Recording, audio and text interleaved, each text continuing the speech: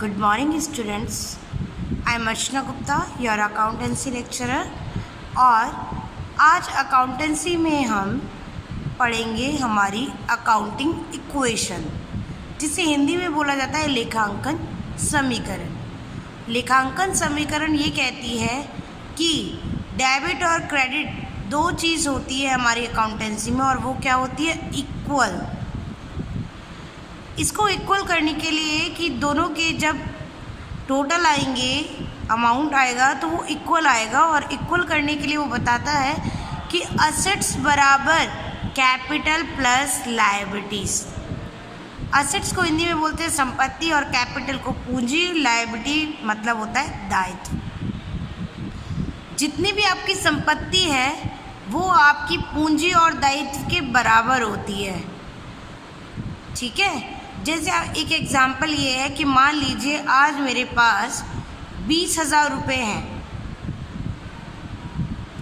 तो मैं 20,000 रुपये के दायित्व से ज़्यादा का 20,000 के, अगर मेरे पास आज कैश अगर मेरे पास 20,000 है तो क्या मैं 20,000 से ज़्यादा खर्च कर सकती हूँ? नहीं। वो 20,000 ही मेरी असेट्स हैं, और उसमें से मैं जो करूँगी, मेरे दायित्व होंगे, मैं या तो खर्चा कर दूँगी, और खर्चा नहीं करूँगी तो मेरी लायबिलिटीज़ भी कितनी होंगी? उतनी अमाउंट जितना मैं पे कर सकती हूँ। मेरी संपत्ति, कोई भी अगर मुझे उधार देता है तो इतना उधार कोई भी नहीं देगा कि उसका पैसा वसूल ना हो सके। उतना ही उधार मिलेगा जितनी मेरी संपत्ति है। तो इसलिए ये क्वेश्चन बोलती है लेखांकन समीकरण, जो दोहरा लेखा पद्धति पर आधारित है, कि डेबिट और क्रेडिट दो चीज़ें होती हैं और दोनों का बैलेंस कैसा आता है? इक्वल। दोनों का टोटल कैसा आता है? इक्वल।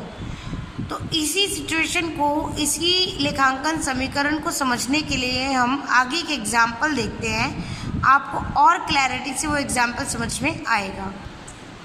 लेखांकन समीकरण हमें ये बताती है कि व्यवसाय की जितनी भी संपत्तियां हैं वो उसकी कैपिटल प्लस लायबिलिटीज़ के इक्वल है, उससे ज़्यादा नहीं, ठीक है। तो ये हमारी डेबिट और क्रेडिट दोनों पार्ट का जो टोटल है उसे समझाती है कि डेबिट और क्रेडिट दोनों इक्वल कैसे होते हैं। अब मैं आपको बताती हूँ कि लास्ट में जाके जब हम बैलेंस शीट बनाएंगे तो बैलेंस शीट में दो ही चीज़ दिखाई जाती है, एक साइड एसेट्स और दूसरी साइड कैपिटल और लायबिलिटीज़। कैपिटल और लायबिलिटीज़ दोनों का टोटल एसेट्स के टोटल के इक्वल होगा। उसी चीज़ को लेखांक एक समीकरण में हमने यहाँ पे दिखाया है, और वो समीकरण assets equals to capital plus liability, that's called accounting equation. It means that is लेखांकन समीकरण। अब हम देखेंगे कि एक एग्जाम्पल के लेखांकन समीकरण को आप कैसे समझ सकते हैं। सीधा सीधा आप एक ये देखिए एग्जाम्पल, अगर देखिए इसके लिए हमने एक एग्जाम्पल लिया है, और एग्जाम्पल छोटा सा है कि राहुल ने 5 लाख रुपए से व्यवसाय आरंभ किया। It means Rahul started business with cash of ₹5 lakh. जब हम इसकी एंट्री करेंगे तो एंट्री होती है cash account debit to capital, amount is 5 lakh. अब आप देखिए कि इसी चीज़ को अगर हम अपनी इक्वेशन में रखते हैं तो इक्वेशन में ये चीज़ कैसे आएगी? क्योंकि कैश हमारी असेट्स है। कैश क्या है? हमारी असेट्स।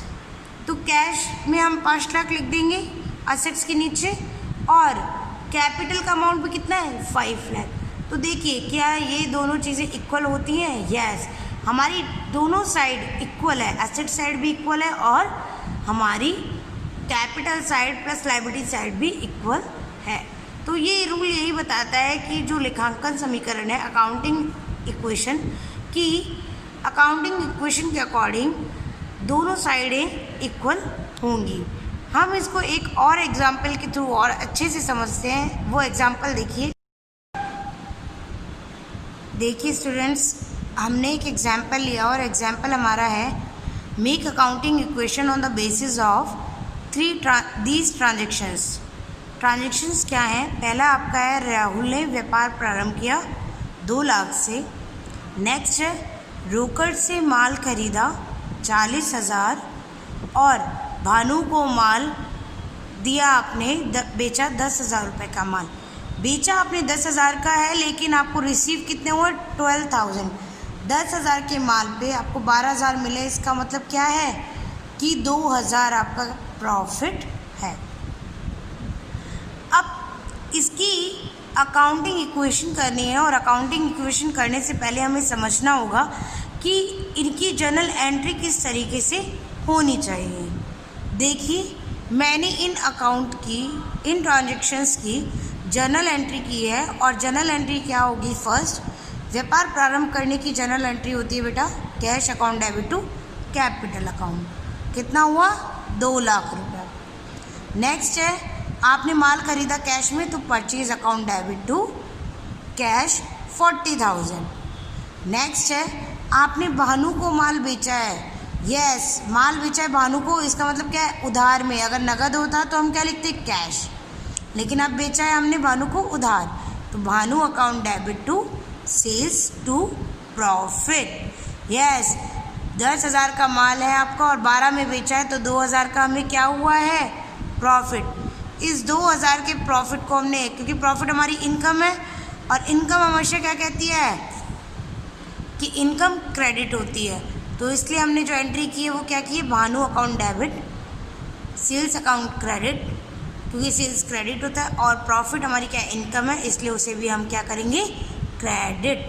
तो आपको समझ में आया आज की बात की यहाँ तक कि अगर हमें अकाउंट इक्वेशन करनी है तो पहले हमें दिमाग में जर्नल एंट्री करनी होगी, जिसे अभी मैंने बोर्ड पे करके आपको दिखा दिया है।